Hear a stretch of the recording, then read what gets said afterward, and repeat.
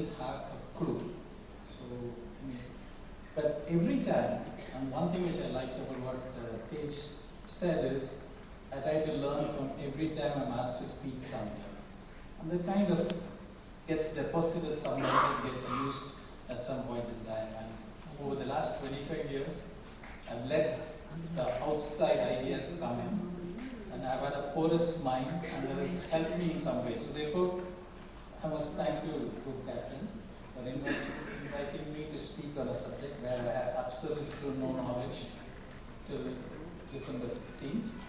And now I'm supposed to speak on its benefits. Okay? So I'm glad that, but one thing is, wait, I read your entire 54-page report. So I said that before coming here, at least I should have this integrity to be able to say that I've read that report and I've tried to put something together. Thank you. So that's true. So I think good morning. When we talk about innovation in industry today, and I'm a victim of that because I come from a very large group which invests quite a lot, and I was a bit embarrassed when we could have just removed that 12,000 crore investment.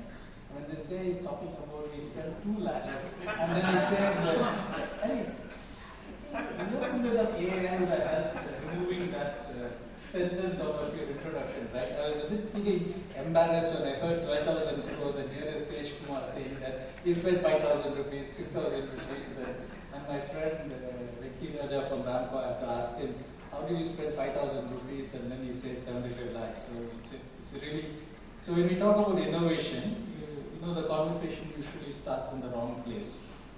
It often starts with how much it will cost, what technology should we buy, which expert whom do we bring, what consultant will help us. And I can tell you that this is almost the same. You know, whenever I talk about some ideas, people always come up with this expertise, cost, capex, and everything else.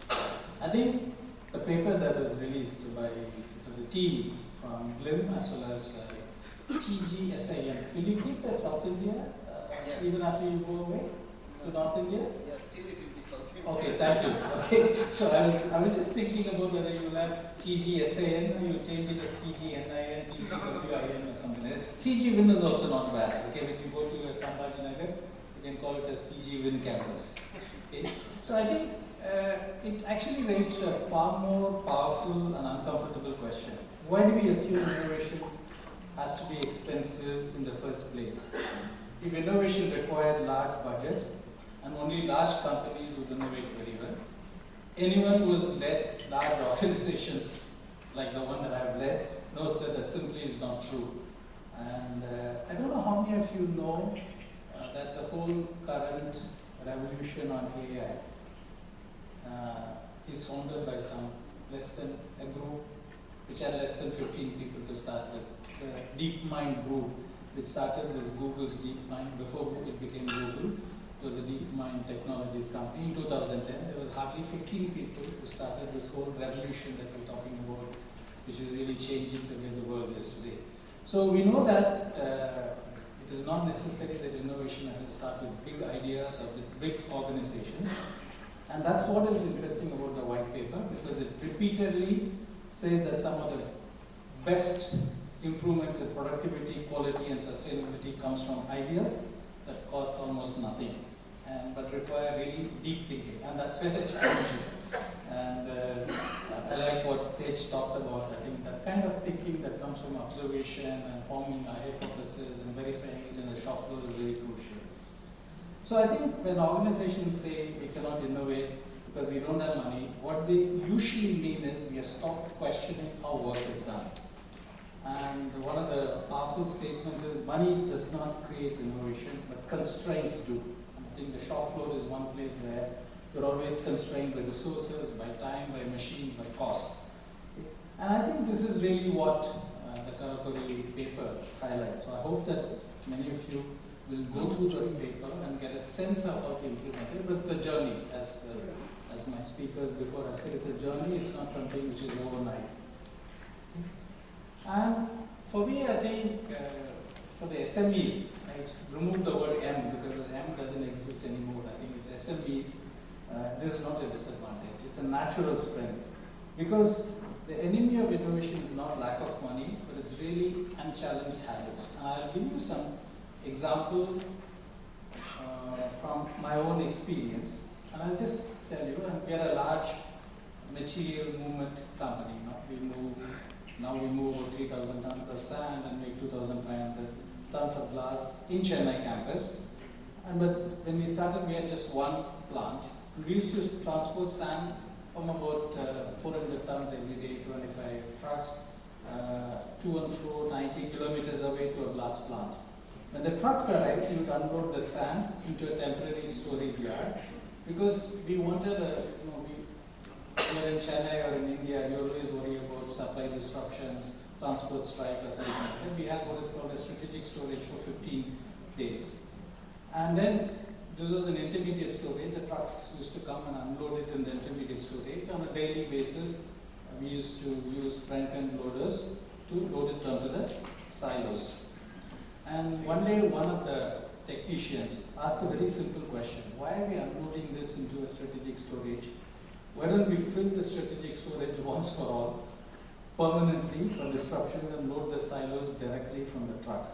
We tried it, we changed the flow, we eliminated unnecessary movement, we drastically reduced the use of front-end loaders, and quietly, without any technology, without any capital investment, we saved lakhs of rupees every year. I think if I'm not mistaken, on that day it was something like 1.5 crores in that year, in 2003.